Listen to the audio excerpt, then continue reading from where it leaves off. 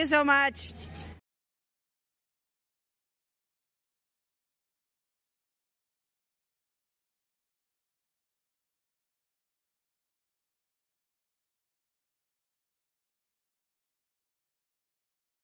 రేపే రథ సప్తమి అండి.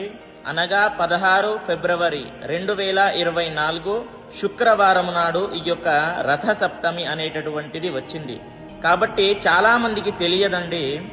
మనము జిల్లెడు ఆకు మరియు రేగుపండు తీసుకొని శిరస్సుపై పెట్టుకొని స్నానము ఆచరిస్తారు. అది చాలా మందికి కూడా తెలియదండి. మనము సూర్యోదయము కంటే కూడా ముందే లేవాలి, లేచి స్నానము చేయాలి. ఎలా చేయాలి?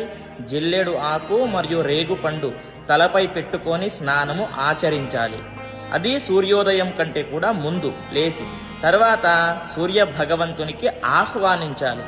ఆహ్వానించేటప్పుడు నేను చివరి వీడియోలో కూడా మంత్రం చెప్పడం జరిగింది, ఇప్పుడు కూడా చెప్తాను వినండి.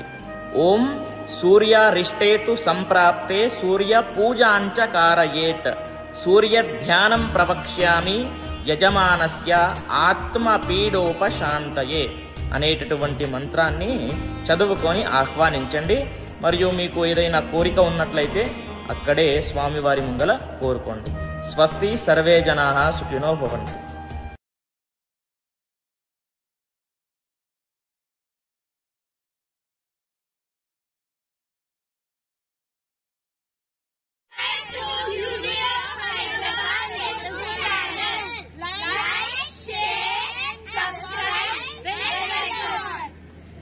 Thank you so much.